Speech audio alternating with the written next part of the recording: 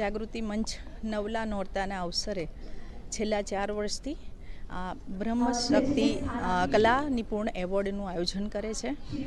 વડોદરા મહાનગરપાલિકાના સાથે આ જે પ્રોગ્રામ એ લોકો કરતા હતા એ જોઈને જ અમને લોકોને પણ આ પ્રેરણા મળી અને અમે શરૂ કર્યું છે. ખૂબ સારો પ્રતિસાદ મળી રહ્યો છે.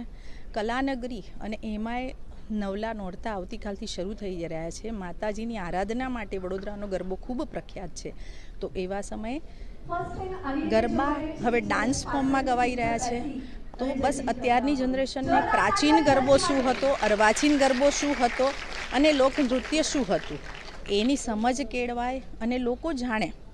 અત્યારનું ફોર્મ એ બહુ જ બેસ્ટ ફોર્મ છે. અત્યારે જે લોકો ગરબા કરી રહ્યા છે, વડોદરાનો ગરબો તો યુનેસ્કો લેવલે સિલેક્ટ થયેલો છે, વર્લ્ડ લેવલે સિલેક્ટ થયેલો છે. એટલે આપણે એને નકારતા નથી, નેગેટિવ નથી અમે એમના માટે, પણ જૂના ગરબાની સંસ્કૃતિને પણ અત્યારના યુવાનો ના ભૂલે, યુવતીઓ ના ભૂલે એના માટેનો એક સુંદર પ્રયાસ છે. એમાં અમારી પાસે અમે જજ પણ બહારથી બોલાવીએ છીએ અને પહેલાં સેમિફાઇનલ રાઉન્ડ કરીને અત્યારે 5 એન્ટ્રી પ્રાચીન, અર્વાચીન અને લોકનૃત્યની અહીંયા આવે છે.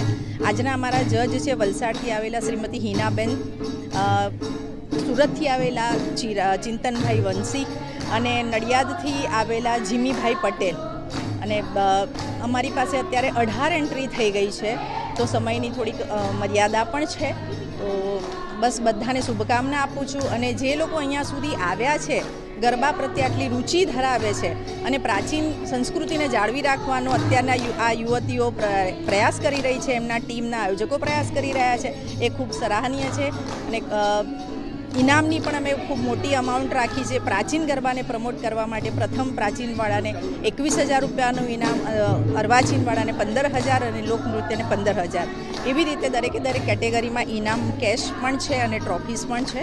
તો બધાને આપના માધ્યમથી ખૂબ ખૂબ ખૂબ શુભકામના. દરેકે દરેક ટીમને બ્રહ્મશક્તિ અભિનંદન આપે છે.